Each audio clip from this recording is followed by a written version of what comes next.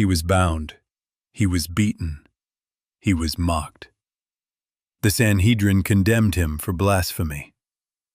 Pilate found no guilt in him, yet handed him over. The crowd cried out, "Crucify him!"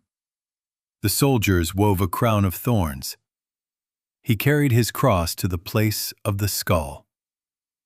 This is Jesus' Passion, Part 2. The Passion. Background Bible Master presents. The bound prisoner was led to the house of Annas, then to Caiaphas the high priest, where the scribes and elders had assembled. The Sanhedrin had gathered illegally in the dead of night. They needed witnesses. They needed crimes. They had neither. We must find evidence.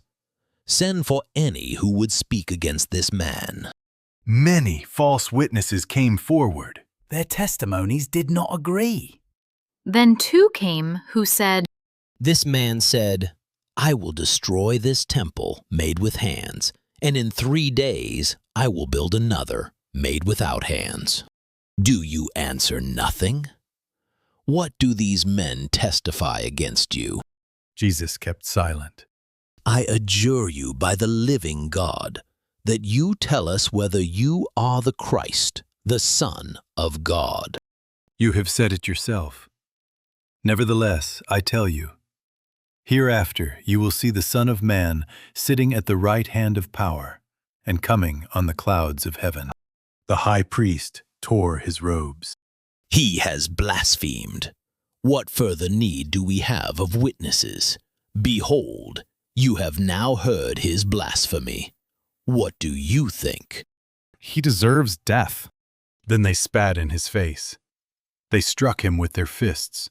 They slapped him. Prophesy to us, you Christ. Who is the one who hit you?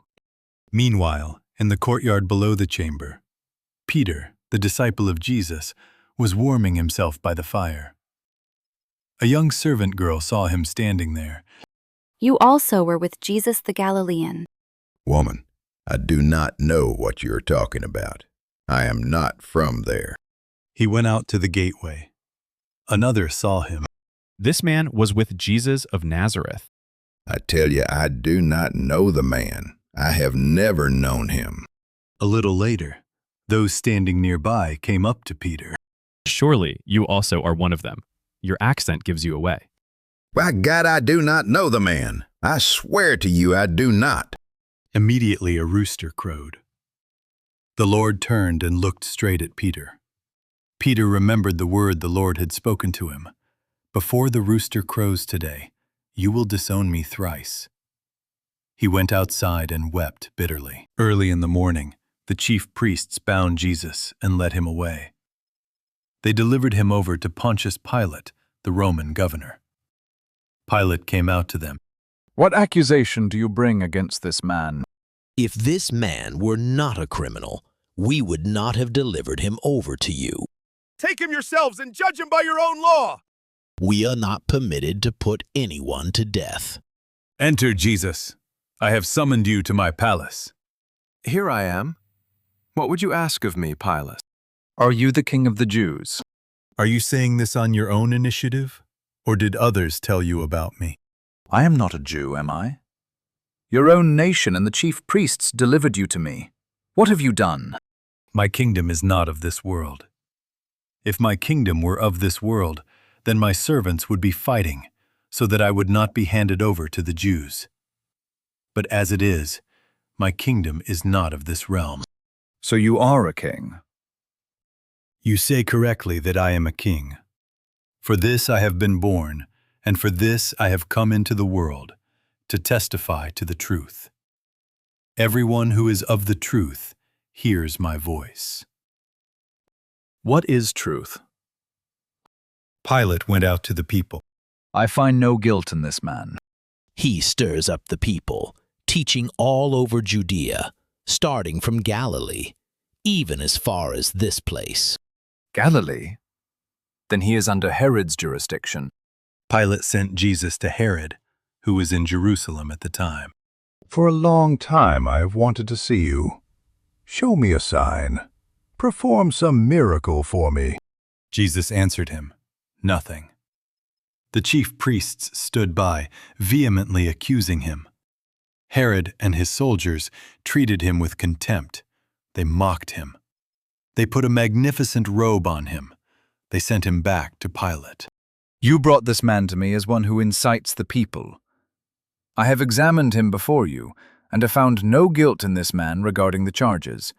Neither has Herod. Therefore I will punish him and release him. But the whole crowd cried out together. Away with this man! Release for us Barabbas! Now Barabbas was a robber and murderer. Pilate, wanting to release Jesus, addressed them again. Whom do you want me to release for you? Barabbas or Jesus, who is called Christ? Barabbas! Then what shall I do with Jesus, who is called Christ? Crucify him! Why? What evil has he done? I have found no guilt demanding death. I will punish him and release him. Crucify him! Crucify him! Pilate took water. He washed his hands before the crowd. I am innocent of this man's blood. See to it yourselves. His blood be on us and on our children. Pilate ordered Jesus to be flogged. The Roman soldiers led him into the courtyard of the Praetorium. They stripped off his clothes. The flagrum was a brutal Roman whip, tipped with iron balls and bone fragments, designed to tear flesh from bone, designed to break the will of the strongest man. They tied him to the scourging post. Father. The first stroke fell. The leather thongs cracked across his back. The iron tore through his flesh. A second stroke. A third. A fourth. The Romans counted carefully. 40 lashes was the limit prescribed by Jewish law. But this was Roman justice. There was no limit. By the 10th lash, his back was raw flesh. By the 20th, his blood pooled on the stones. By the 30th, ribs were exposed. Stop! He cannot survive much more! But the soldiers did not stop. They turned the whip. They scourged his chest, his arms, his legs, his face. The wound was deeper than any human could endure. By Isaiah's prophecy, he was wounded for our transgressions. He was bruised for our iniquities. The chastisement of our peace was upon him. By his stripes we are healed. He fell silent, bound to the post, bleeding. At last, the Romans cut him down. The whole Roman cohort gathered, 600 soldiers. They formed a circle of mockery around the bleeding man. They stripped him again.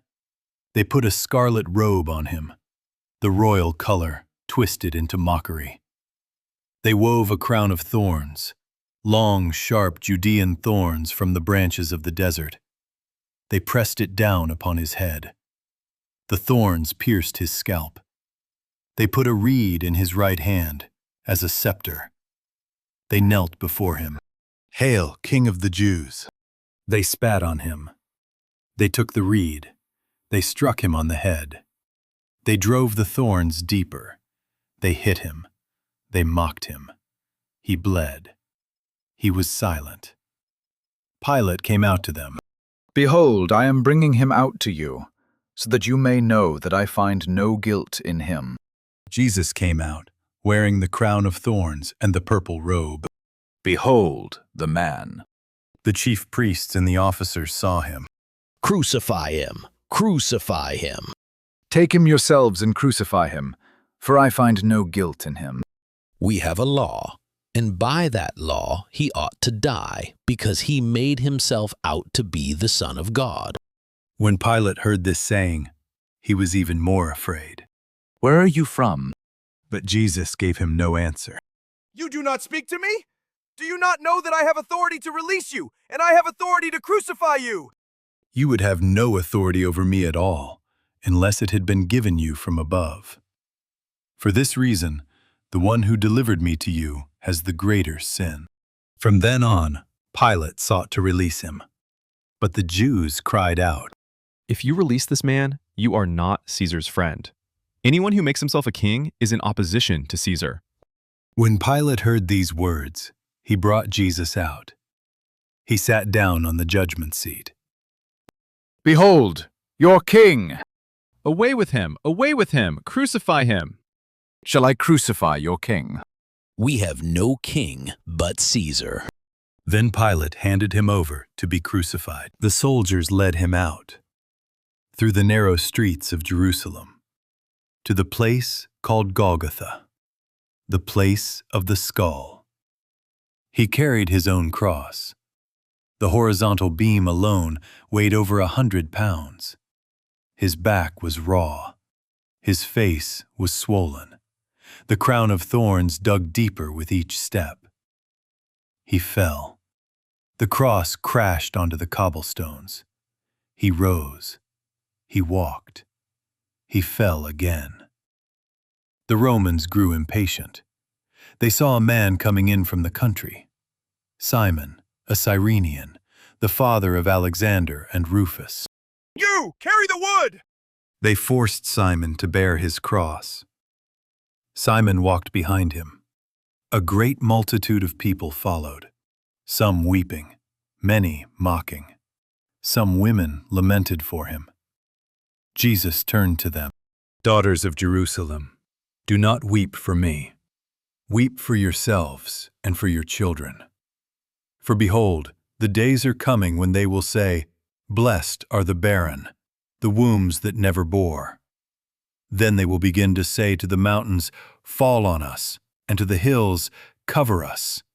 For if they do these things in the green tree, what will happen in the dry? A woman named Veronica pressed through the crowd.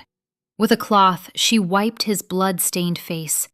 She returned home with the image of his sorrow imprinted on the cloth. His mother stood among the women. Mary watched her son walk to his death. My son. Oh, my son. He fell a third time at the foot of Golgotha. He rose. He climbed the hill of execution. Background Bible Master. He had drunk the cup to its very dregs. The veil was torn. The earth shook. But the story is not yet over. On the third day, the stone would roll away. Subscribe to follow Part 3, The Glory.